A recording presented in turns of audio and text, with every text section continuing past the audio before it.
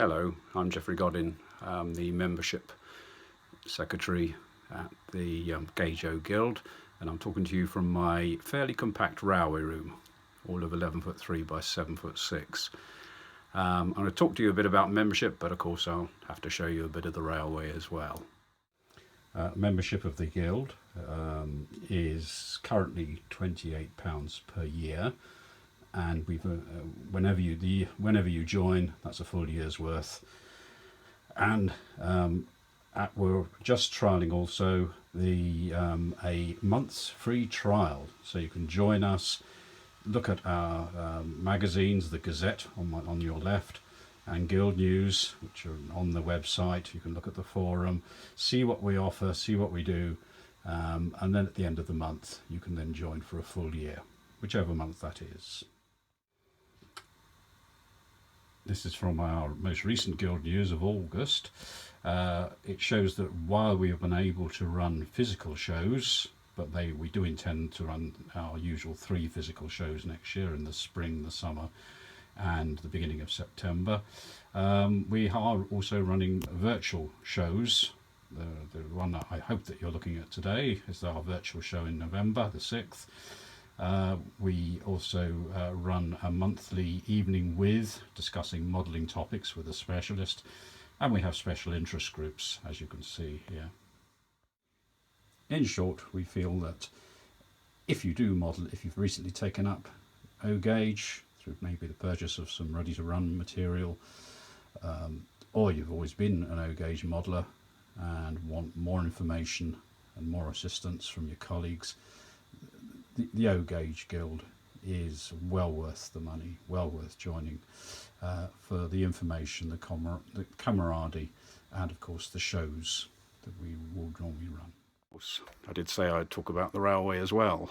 As I say, I upscaled from classic 00 modelling, faced with a room that in fact I actually started a 00 layout. It's the upper story that you can see. But then I had some O-Gauge models and kits from the past, so I built initially a very small space to run on. Then, realising the increasing availability of ready-to-run and the availability of carefully designed curves by Pico, I could actually run a full circuit of O-Gauge, and I've never looked back. Here is my branch loco with 2 auto coaches, again coming into Kew Green over the diorama as my River Thames.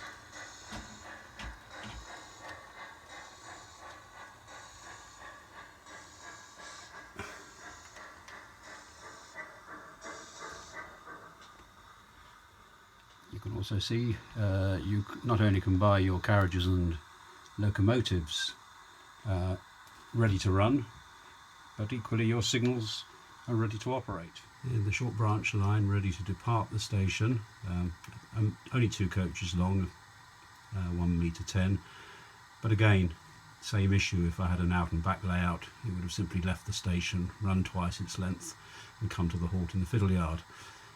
Here it can roam right round a quarter of a mile, more than 9 times its own length.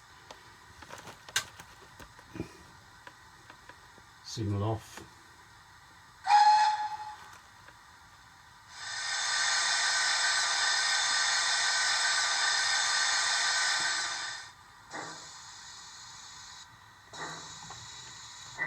And off she puffs into the distance.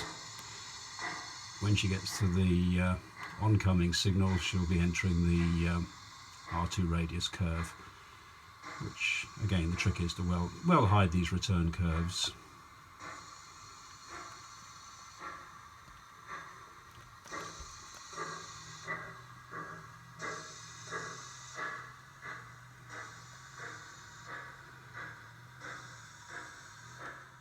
Why go for a circle? I like watching the trains run, and also they run somewhere. The opening train of the 43XX and the 3 Gresley coaches visiting Kew Gardens as a special excursion.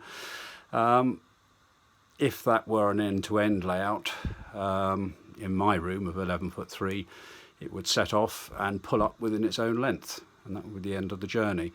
By running an oval, I have a 30-foot of run, scale 1/4 mile, and the trainer's got more than sort of 5 times its own length to amble around in, and I can watch it. I can also fully signal it. Of course you can run shorter trains, and I do run trains particularly for queue halt that are equivalent to 2 coaches long. The trick is to disguise the curves. So the return curves at one end here, that is a tunnel, which is actually going under my bookcase. So it is a tunnel of necessity, about 1 metre long, and it disguises the bulk of the curve. And the other end of that tunnel would come out over the Thames River Bridge you've already seen. The other end of my layout is yet less complete. You have a gasworks. At the moment it's a foul and barrel paint tin, heavily disguised. Will soon be even more heavily disguised with framing and girders.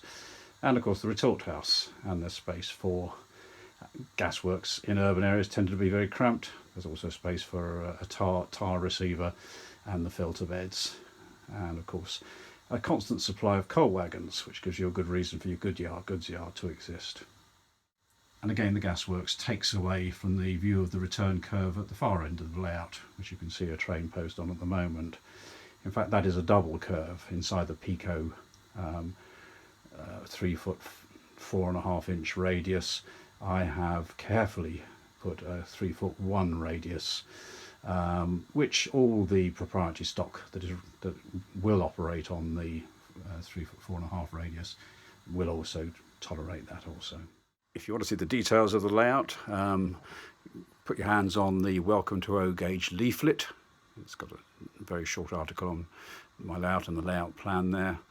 But the main thing is, of course, and I shall be writing about it in the Gazette, but the main thing is enjoy your modelling and hope to see you within the Guild soon.